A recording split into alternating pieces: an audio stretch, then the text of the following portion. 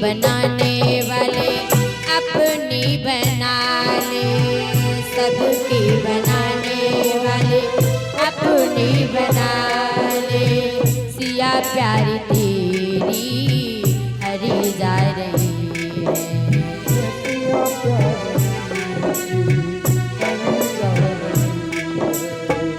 फंद छुड़ा लो आगे अब दूर भागी, फंद छुड़ा लो आगे अब दूर भागी।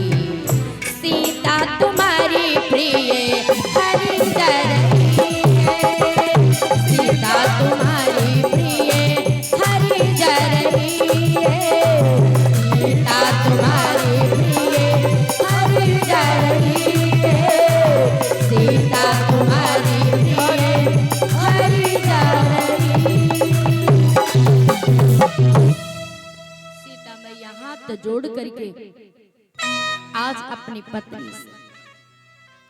पति से प्रार्थना करती, स्वामी इस रावण से आकर के मुझे छुटा लीजिए, सबकी बनाने वाले आज अपनी बना लीजिए। अरे मैंने अपने पति को पटा के अपने दीवर को भी भेज दिया, मुझे नहीं पता था कि मेरे साथ में घटित होने वाला है। आज मैं अपने आप को छुड़ाने का प्रयत्न करती, लेकिन उस रावण दशानन से छुड़ा नहीं। दशानन रावण लेकर के जाता है, जैसे ही दशानन लेकर के जाता है, लेकिन कहते हैं प्यारे गीधराज जटायु वृद्ध अवस्था में हो चुका है।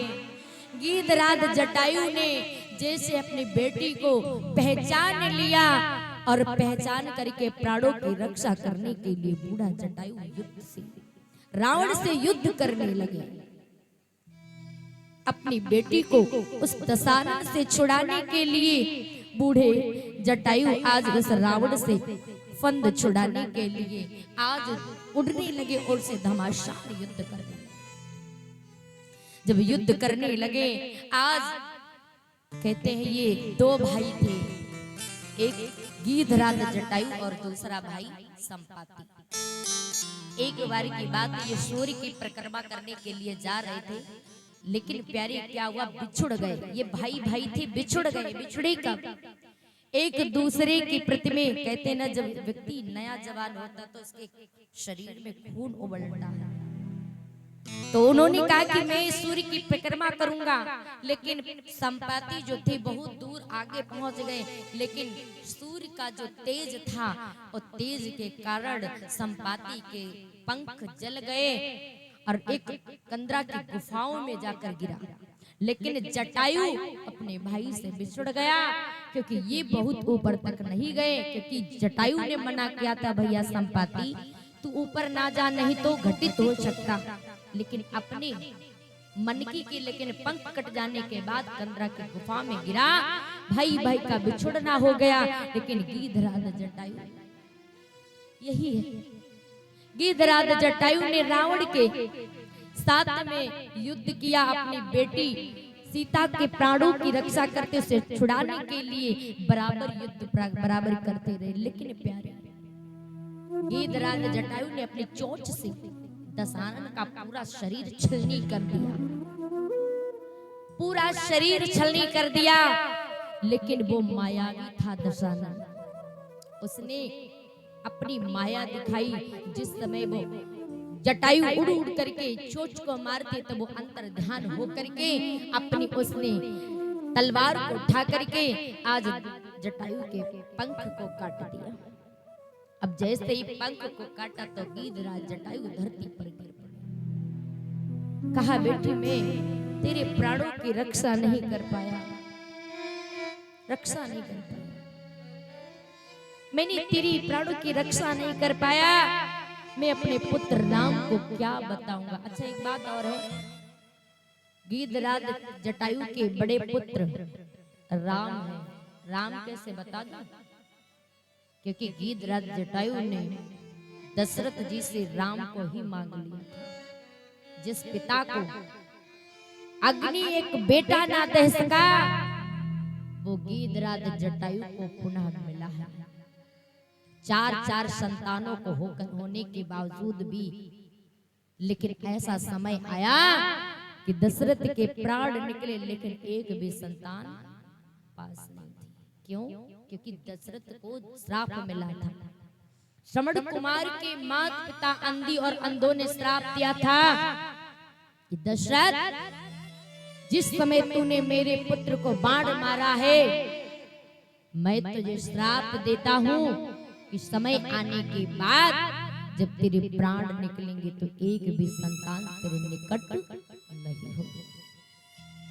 वही श्राप आज राजा दशरथ का पूर्ण हुआ। कह रहे अंधी और अंधों ने कहा था कि तू अग्नि के लिए तरस जाएगा राजन, अग्नि के लिए तरस जाएगा।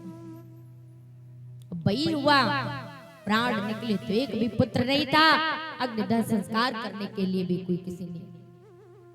लेकिन उस समय पर भरत और शत्रुघ्न ननिहाल से आकर के अग्नि दी थी। बोली श्री रामचंद्र भगवान की जय हो। और बहुत ही सुंदर दान आया हुआ है। 101 मुद्राओं का दान राम रतन कुशवाहा नया खंड मिर्जापुर से, और 501 मुद्राओं का दान सच्चे शुक्ला प्रधानाचार्य प्राथमिक विद्यालय मिर्जापुर से, और 101 मुद्राओं का दान देवी दयाल राठौर नया खंड मिर्जापुर से,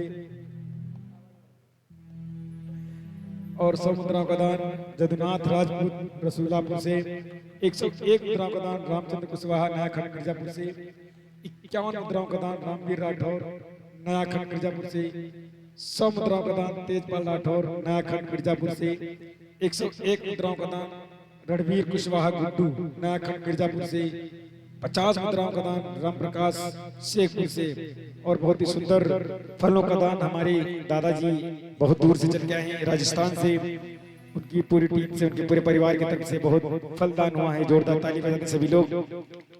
भगवान ऐसे भक्तों का सदा कल्याण करे। बोली शांति दरबार की जय हो।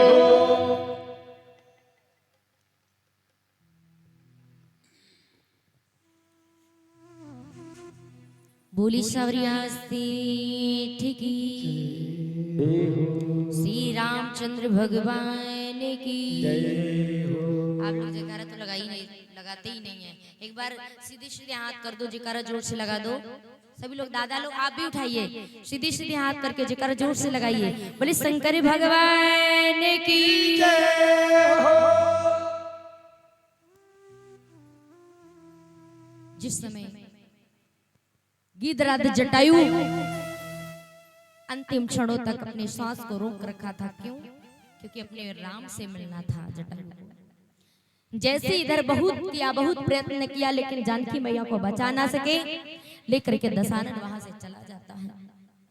अंतिम क्षणों में गिद्धराज जटायु जिस समय आज प्यारे प्रभु को और प्रभु की रास्ता को देख रहा था, और आंखों में आंसू आ गए। जैसे ही प्यारे आंखें बंद करने वाले ही थे, लेकिन प्यारे कोमल चरण आज धीरे धीरे वहां पर प्रभु के पड़ जाते हैं।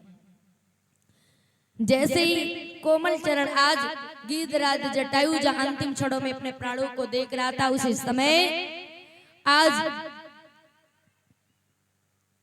प्रभु श्री राम जी गिद्धराज जटायु के पास में पहुंचते, आंखें बंद होने वाली थी, और जैसे ही राम राम राम करते करते प्रभु वहां पर पहुंचे, लक्ष्मण से कहा, लक्ष्मण कुछ शब्द सुनाई पड़ रहे हैं आपको? जैसे इतनी बात कही कि कुछ आपको सुनाई पड़ रहा है, लेकिन कहा हाँ सुनाई तो मुझे पड़ रहा है, किसी की रोने की आवाज आ रही है।